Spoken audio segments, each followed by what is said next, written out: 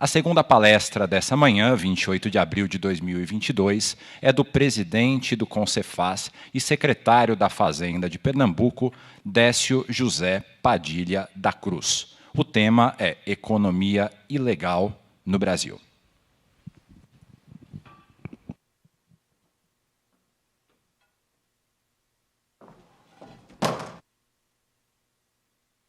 Funciona aqui. Bom dia a todos. Em nome de nosso Marcelo Silva, aí, agradecer o convite e saudar todos os empresários que aqui estão. Em nome do nosso Marcelo Ramos, brilhante discurso, nosso vice-presidente da Câmara, saudar as autoridades que estão aqui, os deputados que estão aqui, já dizendo, deputado Efraim, que eu fui presidente um bom tempo de empresa de muito amigo do seu irmão, George. Mande um abraço para ele, nosso paraibano. Minha gente, o tema que eu vou discorrer aqui, ele é um tema que não pode ter um foco burocrático, ele tem que ter uma visão sistêmica. Antes de entrar na economia ilegal, é preciso que alguns conceitos técnicos se tornem palatáveis para um raciocínio sistêmico do amplo. Primeiro, a economia ilegal. A palavra fisco, do qual eu já tenho 29 anos como auditor, vem de fiscos de cesta de um material similar à vímia em Roma, há mais de 3.000 anos atrás, em que os romanos cobravam os tributos. Naquela época já tinha a ilegalidade presente.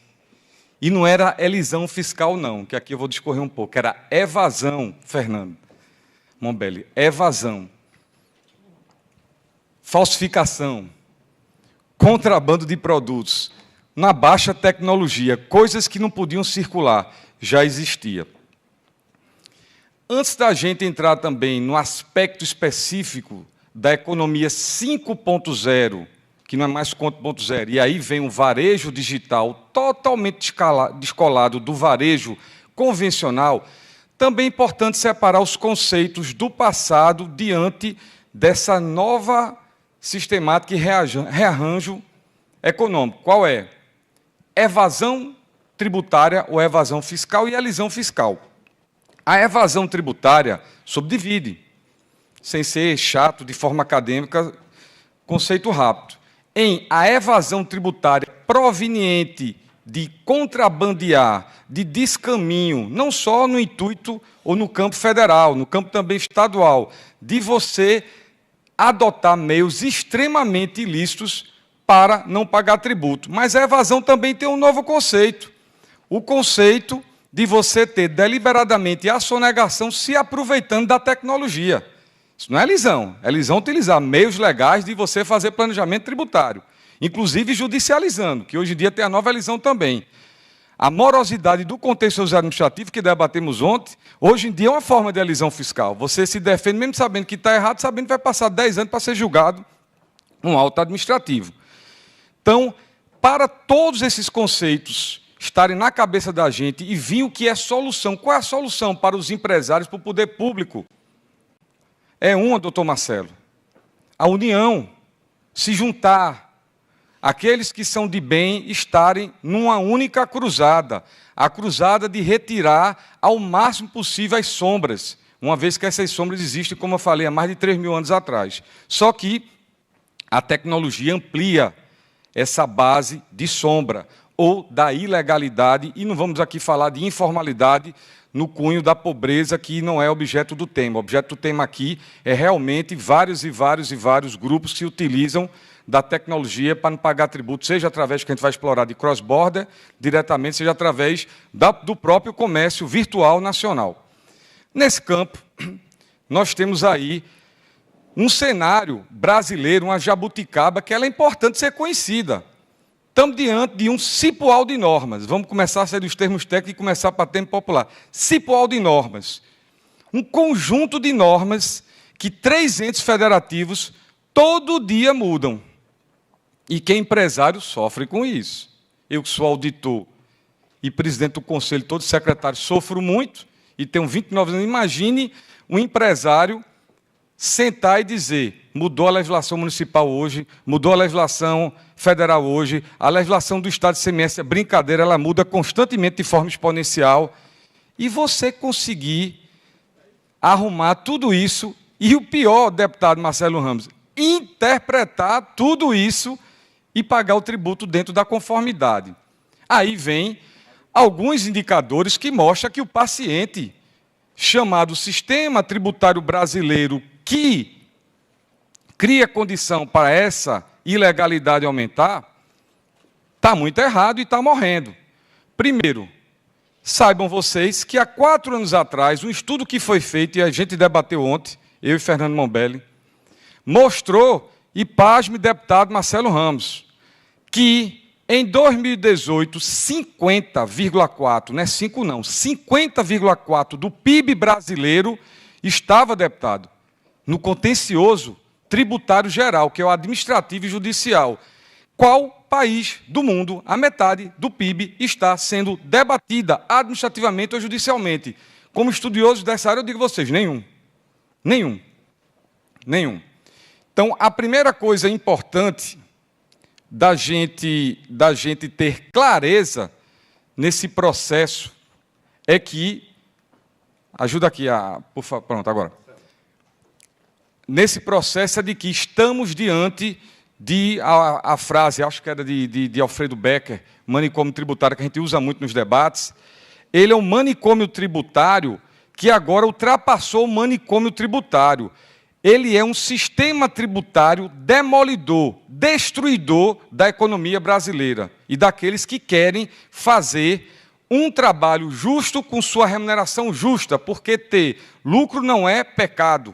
Ter lucro dentro da lei é geração de emprego, porque através do lucro a empresa vai se expandir. Então, esse contexto é importante.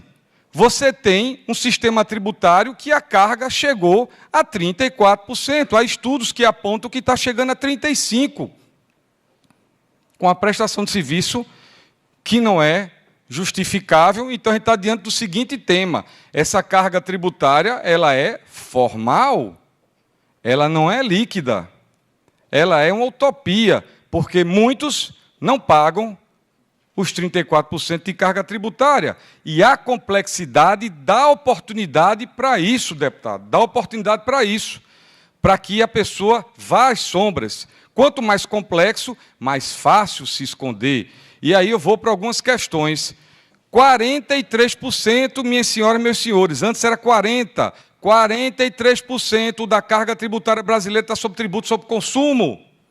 Tributo sobre consumo ele é indireto. E quando coloca em cadeia econômica feito ICMS, que ele é plurifásico, não cumulativo, de origem e de destino, aí se perdeu no meio do caminho. Aí a economia 5.0 vai agravar, Marcelo, muito isso aí. Vai agravar muito. Por quê? Porque a gente tem que se adequar às formas de burlar, mas com um sistema complexo não ajuda. E vocês têm sim o dever que entrar no debate da reforma tributária.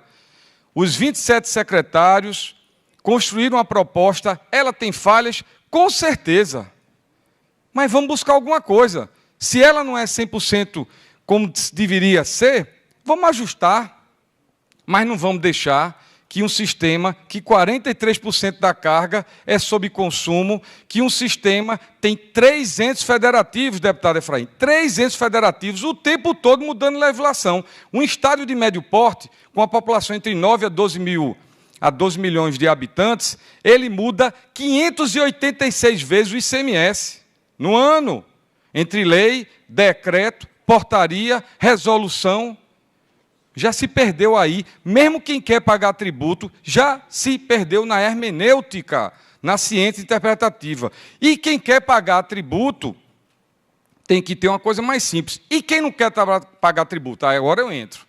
Que eu expliquei que a evasão, vamos sair da elisão, que aí eu peço já, na presença de todos, um debate, um fórum como esse, com os 27 secretários de Fazenda e os empresários, para a gente discutir outro ponto, que é elisão fiscal, porque tudo isso trabalha uma coisa chamada competitividade. Se todos pagam, e foram as falas anteriores aqui, seja combatendo a evasão, que são meios ilícitos, a evasão tributária de pagar, de para não pagar, utilizando meios ilícitos, sonegação propriamente dita, ou a elisão, que são meios lícitos, mais alguns que têm mais assessoria jurídica deixam de pagar e os outros se complicam, o IDV também fica numa situação delicada, mesmo com a elisão, porque uns vão pagar, outros não vão. Uns vão assumir risco, outros não vão. Então, esse debate eu já peço aqui, quero que eu e você já temos os zaps, trocamos zaps até dia de sábado e domingo, quero aqui trazer os 27 secretários de Fazenda e fazer um debate com vocês. Mas vamos aí para o debate de hoje, que é a evasão tributária. Separei por meio de quem sonega, mas não está utilizando produtos falsificados ou de proibição de circulação também por ordem de saúde ou com descaminho, não observou os trâmites regulares. E nesse campo a gente vai trabalhar um pouco a questão do cross-border aqui, tá? Mas saibamos o seguinte, na década de 60, quem teve parente no fisco vai lembrar que, umas 2 gerações antes da minha, que existiam cercas, barreiras fiscais entre os estados, os famosos postos fiscais. Acabou-se. Porque o meio de circulação é outro. E a gente está se adequando a isso. No passado recente, você ia, não sei se o nome é esse, 31 de março, aquela avenida lá de São Paulo, 25, pronto, que eu não sei, o 25 de março, até porque eu não vou para lá, não posso ir como auditor fiscal, né? Se eu for para lá, aí batem foto, né? Presidente do Conselho Nacional, na 25 de março, o que é que esse cara está fazendo aqui? Então, o que acontece na 25 de março, acontece em todos os centros urbanos, deputado. E nos anos 80, era aquele carrinho de CD que vinha, cheio de luzinha, era carregador falsificado tal, só que as pessoas tinham um hábito, porque a economia 4.0, doutora Luísa, a economia 5.0 não estava chegando ainda. Então, o contrabando, o produto falsificado, vamos chamar de produto falsificado, ele estava fisicamente nos centros urbanos. E era assim que a pessoa tinha acesso. Aí, Mombelli, você que é da Receita Federal, o mundo gira. E agora o cidadão em casa, com o smartphone ou numa lanchonete, ele puxa um produto e ele não tem mais nem a condição de, no olhômetro, dizer, isso aqui está ruim pra caramba. Vem e depois está o rolo. Sapato que ele comprou achando que era uma marca boa, vem uma desgraça e ele vai recorrer a quem? Doutor Flávio, ele vai recorrer ao marketplace, ó, meu sapato veio trocado. Ao marketplace vai dizer, não, meu amigo, eu não sou responsável por isso. Você comprou a loja XXXX, que é um seller. O cara, é o quê? Seller. Mas, meu amigo, eu não sei nem o que é seller. Seller o quê? É um sabonete? Não. Seller é um lojista virtual. Ah, e está na nuvem? Está na nuvem. E eu vou com quem com esse sapato trocado? Não, você vai recorrer ao Papa, porque eu sou o shopping virtual, não tenho responsabilidade. O seller que trouxe não tem responsabilidade, e esse produto veio da onde, meu senhor? Veio da Malásia, pronto, bronca grande. Um caso concreto. Um amigo meu que comprou 6 pneus, quando veio me falar, digo, meu Deus, como é que tu compra 6 pneus? O pneu veio de fora, meu velho. Veio de outro país, cara. 6 pneus de caminhão. O cara veio dizer para mim depois, tu é louco, rapaz, tu estás fazendo um comércio de muamba pela internet, amigo. Então, ó a ruptura. Aí vem a palavra moderna, bonita, linda, minha filha usa direto, que estuda direito, tem 23 anos. Disruptura, ou sistema disruptivo. O que é a ruptura? Né? O que é a ruptura? Mas a disruptura é realmente tudo que a gente viveu analógico, e aí vem um sistema tributário de novo, foi embora. ICMS vem do ICM, 65, analógico. ISS, eu e Mambela já debateu sobre isso. Tributo do Futuro, lei de engano, de 88, analógico. Futuro é serviço integrado. Jabuticaba Brasileira 2, que a gente está estudando o sistema canadense com muita profundidade, que era a nossa proposta que não andou, de ICMS, de IVA dual, não andou. É a questão de separar mercadoria e serviço da tributação. Vem a sonegação. Quando você separa mercadoria e serviço de uma base integrada tributária que o mundo todo moderno pratica, quando você separa, vem a sonegação. Porque não tem só o sistema brasileiro, a jabuticaba, antiquada, dos anos 80, que separa tributação de mercadoria, tributação de serviço. Estudei 37 sistemas internacionais, ninguém faz isso. mas a gente faz. Porque a gente quer sofrer. Porque a gente não quer criar as condições de combater as sombras. E a gente vai se abraçando. E o Brasil afundando. E agora eu vou entrar na evasão total. 318 bilhões, pelos meus cálculos, deixarão de entrar na economia brasileira em 2022, chamado mercado ilegal. 318 bilhões. Só de produto que não era para estar circulando, Fernando. Produto que não era para estar circulando. Vai de cigarro falsificado, a tênis falsificado, a óculos falsificado. Não para aí. Evasão fiscal geral, que não é só de pirataria, aí é brincadeira. Há cálculos da Associação dos Procuradores Nacional, que é de 600 e tantos bilhões. Fiscos estaduais, quase 1 trilhão. Cada um diz uma coisa, e tem aquela máxima, para cada um que paga, um não se recolhe. Seja o que for, a gente está falando de dinheiro suficiente para resolver o problema social do Brasil. Seja qual for a conta. A mais, deputado, digamos assim, pessimista, ou a mais esticada de número, a gente estará diante de um número que é impensável, de trilhão.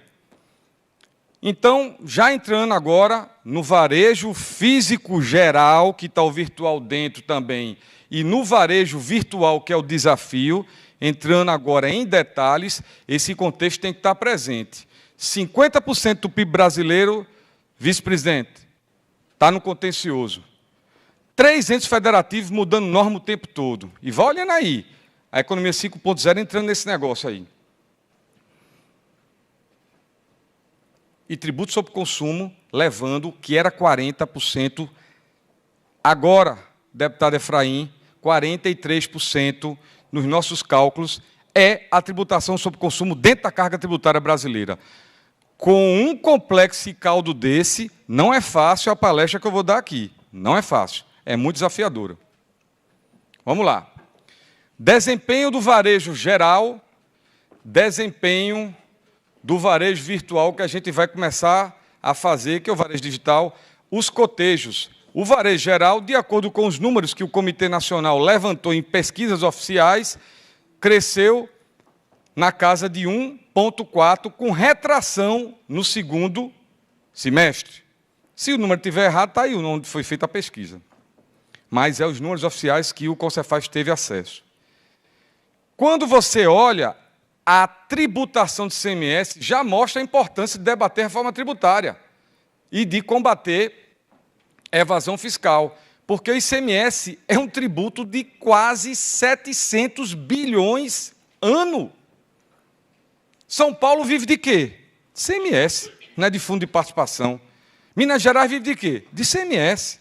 Rio de Janeiro vive de quê? De ICMS, com toda a confusão que tem. E por aí vai. E os estados do Nordeste? ICMS. 70%, em média, da receita de um estado, deputado, vice-presidente Marcelo, é ICMS. Então, o varejo é muito importante para os estados. Olha o varejo aí. 72 bilhões de reais de ICMS recolhido. É muita contribuição e participação, doutor Flávio, no desenvolvimento do país. Mas o varejo formal. O varejo formal, pequeno detalhe. 11% do total da arrecadação do ICMS, um único segmento. Ele, formal. E aí está a distribuição, que depois vocês vão ter acesso para cada estado, varia muito de cada estado. Estado que é mais, estado que é menos. E aqui está a performance. Essa performance, ela mostra, para quem estuda estatística ou econometria, um sistema estável. Ele decai, ele aqui vai estar estável. Ou seja, descolada a performance do varejo, do varejo menor, que daqui a pouco vai engolir tudo, que é o varejo virtual. E quando a gente bota cross-border aí, já foi explicado o conceito, todo mundo aqui conhece cross-border, essa venda que vem de outro país para cá, com plataformas que operam mercadorias de outro país, diretamente para o consumidor, aí a história é outra. Está aí a performance do varejo. Economia não é mais 4.0 não, pessoal, 5.0. Diante do sistema tributário analógico. Ainda de entrada, saída, livro fiscal eletrônico, a gente ainda está nessa, viu, Fernando? A gente está nessa ainda. E o cara aqui, ó a performance. Imagine que ele fosse dois caras correndo, o varejo total e o varejo virtual. Olha esse aqui, ó. 27% de crescimento com expectativa de 12% esse ano. Vai em cima e aí a gente sabe que ele vai com tudo. Então a gente tem que se adequar, porque o varejo virtual ele é bom, mas como ele é inovador, o varejo digital virtual ele é inovador, tem que ter cuidado com, não vamos chamar de informalidade não, da economia ilegal que pode se aproveitar dele, das sombras não se aproveitarem dele. Ele é uma coisa boa, ele é o futuro é digital, não é analógico, mas a gente tem que se adequar, se juntar e viver os novos tempos. Vai aí. Houve um crescimento muito concentrado em 21, tem a ver com todo o processo pandêmico, e depois houve uma curva mais suave. Mas está representando já, pelos dados que foi passado ao Comitê Nacional, 11,6%, Marcelo Silva, de todo o varejo. Tá? Num crescimento desse, uma matemática elementar, a gente sabe que daqui a 3 anos vai dar aquilo ali. Está aí, ó. Não foi eu que coloquei, não. Ó, 2025, como vai crescer. O futuro é virtual. O virtual é bom. O virtual, que a gente chama digital, é bom. O que não é bom, e a gente tem que pontuar aqui sempre e não aceitar, é a ilegalidade. E a ilegalidade se aproveita do momento. Lá na época dos fiscos, o cara desviava das carroças nas estradas de barro. Na década de 60, todo mundo já ouviu falar nisso, dos antigos, desviava os postos fiscais por estradas vicinais. Hoje em dia, o camarada está numa rede globalizada eletrônica, virtual. O cara se adaptou aos meios, e a gente tem que se adaptar, e a gente não está adaptado. A gente é de uma sociedade, todo mundo que está aqui, grande parte, é de uma sociedade analógica ainda. Todo mundo não, que eu vi uma bem novinha ali, mas a maioria. Cross-border, nome muito bonito. Cross-border. Só tem um detalhe desse nome bonito, cross-border, que também não é coisa ruim, não. É uma coisa boa e que acontece. O problema do cross-border é como ele está chegando no Brasil. São os 5 pneus, 6 pneus que vêm da Tailândia sem pagar absolutamente nada, e quando o cara vai botar no caminhão dele, péssimo. Vai recorrer a quem? Marketplace, shop virtual, seller, loja virtual, a quem? Ao fisco? Ao fisco, eu vou mandar Décio Padilha comprar uma passagem, ele vai lá na Tailândia para ver como é que resolve esse negócio aí. Ou um procurador do Estado. Novos tempos, essa brincadeira é só para entender que são novos tempos. Agora a gente tem como utilizar, está aqui o nosso vice-presidente, está aqui 2 deputados federais, a gente tem como utilizar o Congresso Nacional para aperfeiçoar as normas, adequar o mundo digital, lógico, e o caminho objetivo é esse. Mas hoje estamos sofrendo. Hoje estamos sofrendo. O crescimento não é... Todo mundo aqui lembra de PA e PG, né? PA e PG. Progressão aritmética e a progressão geométrica. Esse crescimento de 60% é o quê? É brincadeira. É acima de PG. Ou a gente se adequa, fisco federal, fisco estadual, Congresso Nacional, somente não, e vocês, todo mundo junto. Ou a gente se adequa, ou a gente vai ter um grande problema no curto prazo. Olha o crescimento. Esses 36,6 bilhões vão virar rapidamente os 72 bilhões, não é rápido? Rápido. Tributação do e-commerce, aí todo mundo já falou, não quero dar uma palestra repetitiva, que aí é pão com pão, mais do mais, aí não vai. A legislação federal é esse, o convênio antigo CMS é esse, e tem uma novidade, esse limite realmente em dólar, e tem uns estudos nossos do Concefaz que diz que pela cesta de consumo da família média brasileira, multiplicando a variação do dólar, ele não é tão pequeno assim quando a turma fala, $50. Mas dentro desse contexto tem uma coisa mais importante, que vai ser o próximo slide, para ninguém ser pego de surpresa. Os estados já começaram a reagir. Os estados já começaram a sair dessa isenção de $50.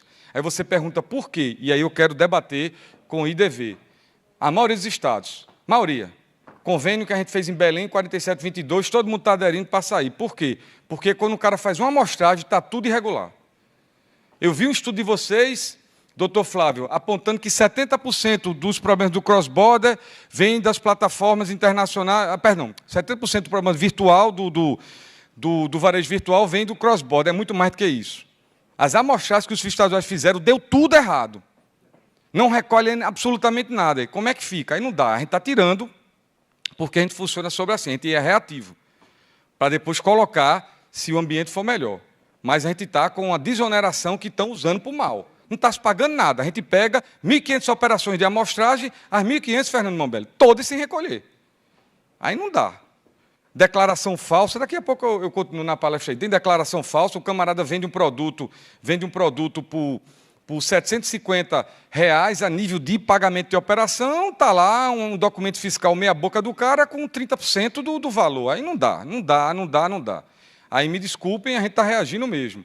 Estamos querendo sentar com o IDV, peito aberto, vontade de escutar, vontade de evoluir, mas não dá para a gente pegar tudo que é de amostragem e dar tudo errado e dizer, continua esse convênio de 95? Não dá. Aí até a gente é responsabilizado por isso. Aí são frases que vocês conhecem, tem mais do que isso.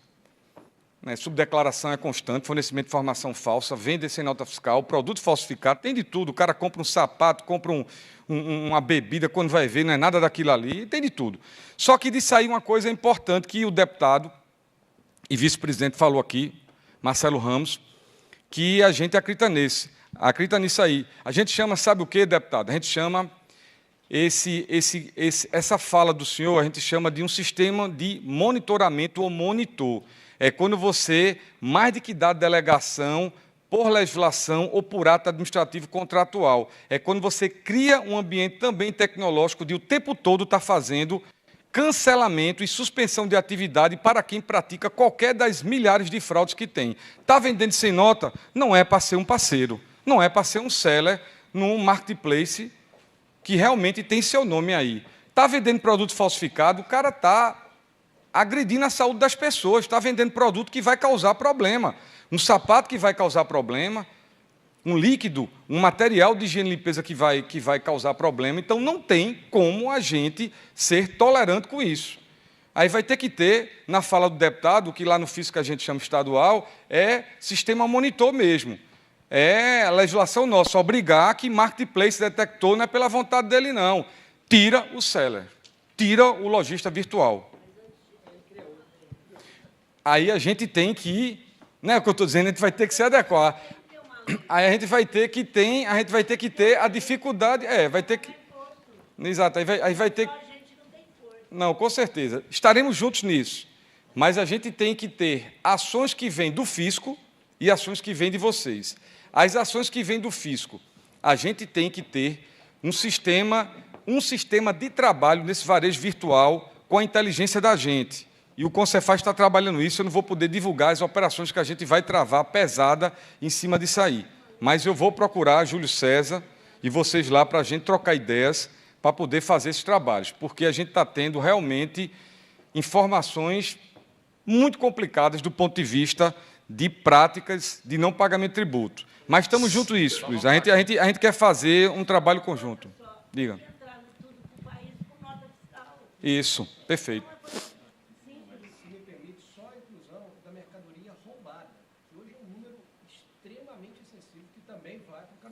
Com certeza. É que entre os tipos de fraude, a roubada ela também está na estatística, porque só são alguns aí tipos de fraude, mas a roubada tem muito mercado de roubada. Veja, a internet, o comércio virtual, de tudo do lado de sombras que tem na sociedade, ele circula com uma velocidade colossal. Secretário, eu gostaria de solicitar que o senhor encaminhasse o encerramento da apresentação para a gente dar início ao debate. Vamos lá.